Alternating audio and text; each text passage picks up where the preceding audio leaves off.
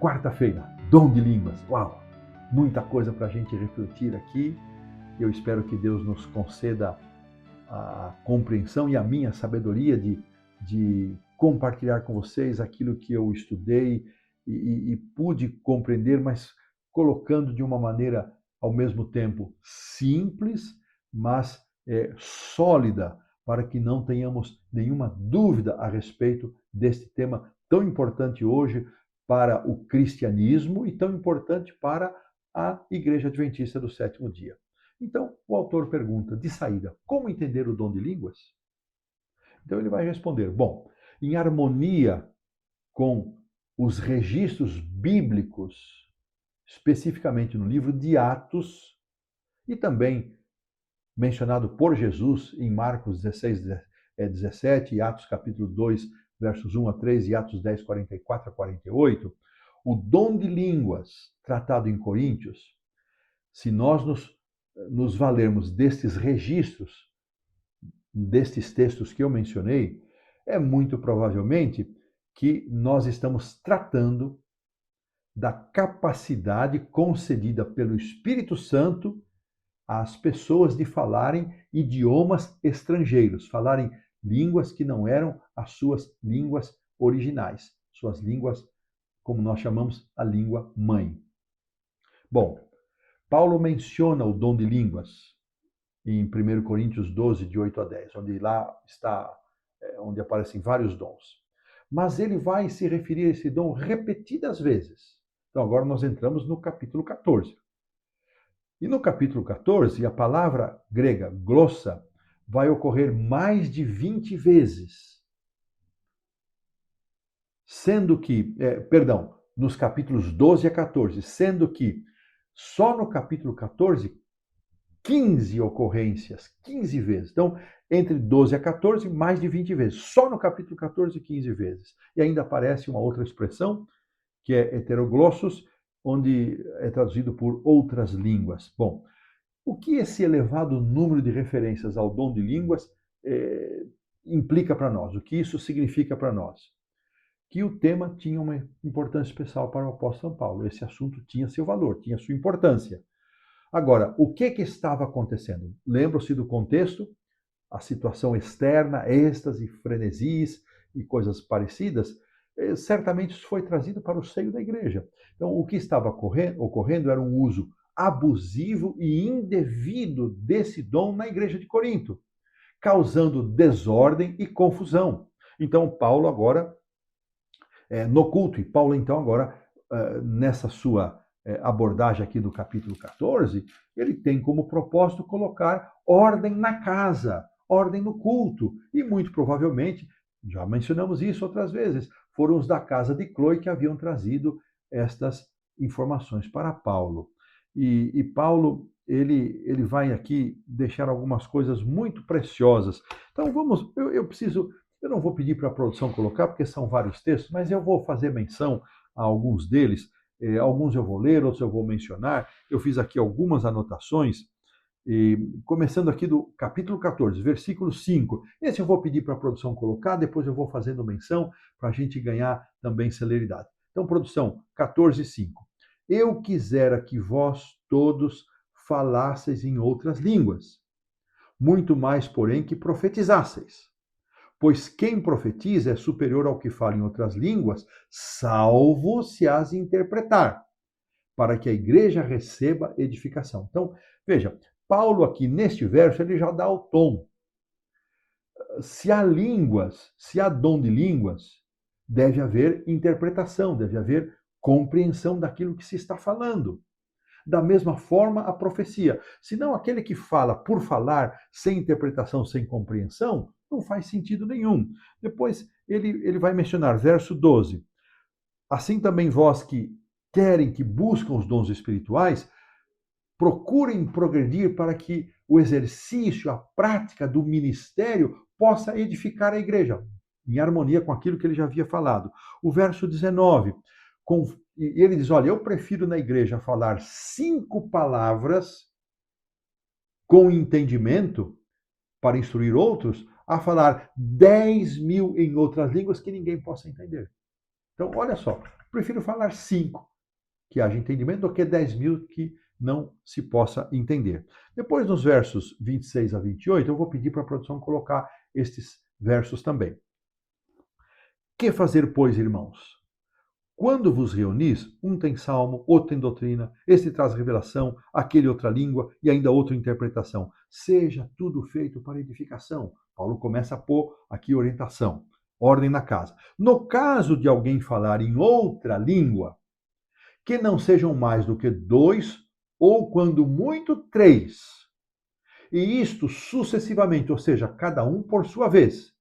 E que haja quem interprete, ou seja, não é para falar todo mundo ao mesmo tempo, é para falar no máximo 3, Paulo está orientando, um de cada vez, e que haja interpretação. Mas não havendo intérprete, fique calado na igreja, falando consigo mesmo e com Deus. Então, irmãos, se não é uma palavra que possa ser interpretada e que edifique a igreja, fique calado. Não é para falar todo mundo ao mesmo tempo. Percebe, irmãos, como a Bíblia é clara?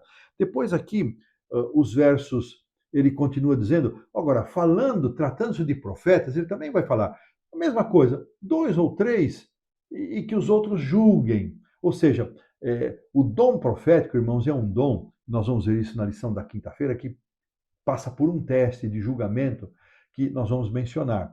Mas, se vier revelação que esteja para algum irmão que está sentado, então quem esteja falando, cale-se. Ou seja, também não era para falar, o dom profético também não era para que falassem ao mesmo tempo.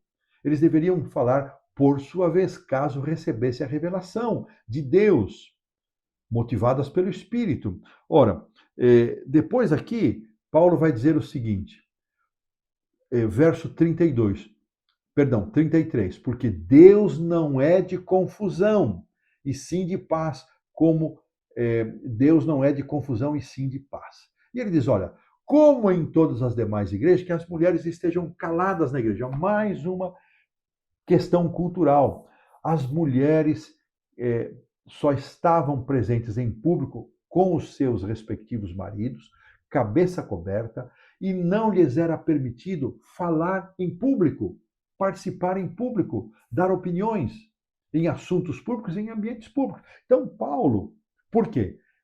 Esse era um comportamento da mulher frívola, da mulher imoral. Então, tanto na questão do véu quanto na questão do falar em público, Paulo traz para o ambiente da igreja um aspecto cultural muito, muito forte. Veja, irmãos, que há certos elementos culturais que são aceitáveis e outros não são aceitáveis. Este era um ponto que estava implicando na moral. Então, Paulo diz, olha, as mulheres fiquem caladas na igreja.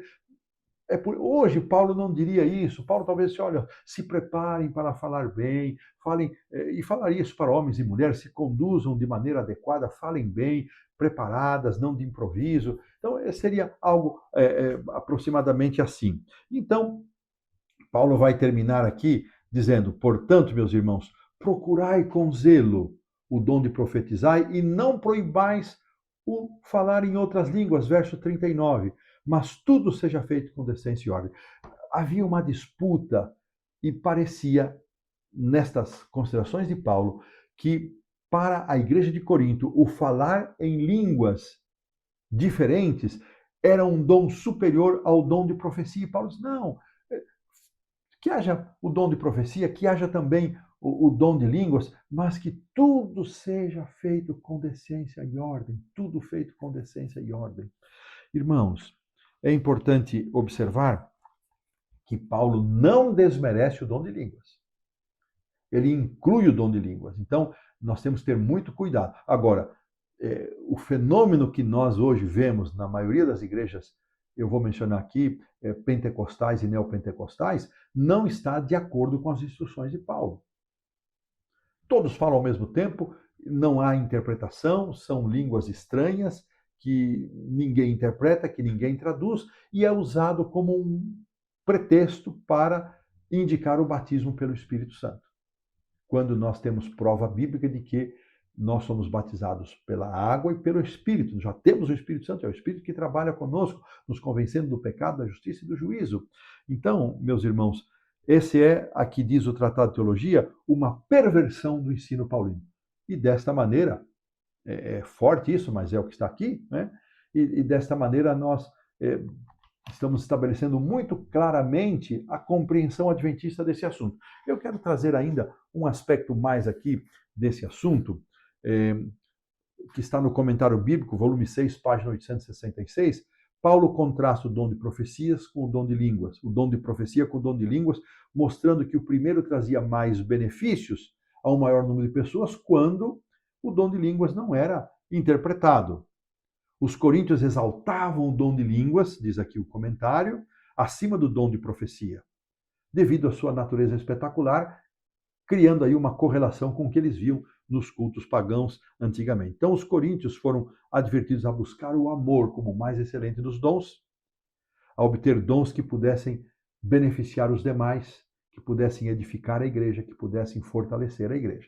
E ainda, no comentário bíblico, num adicional, num apêndice, uma nota adicional ao capítulo 14, na página 876, o comentário nos faz aqui, confirma aquilo que o autor estabeleceu, que o que nós vemos hoje nestas manifestações da chamada glossolalia ou desta forma de falar ininteligível, todos ao mesmo tempo, sem interpretação, é um desvio que não edifica o corpo de Cristo e que não fortalece e não confirma a fé dos irmãos, porque o Espírito Santo nos é dado quando nós aceitamos a Cristo como Salvador pessoal, do contrário, jamais podemos aceitar a Cristo. E dessa maneira colocamos um ponto final na lição da quarta-feira.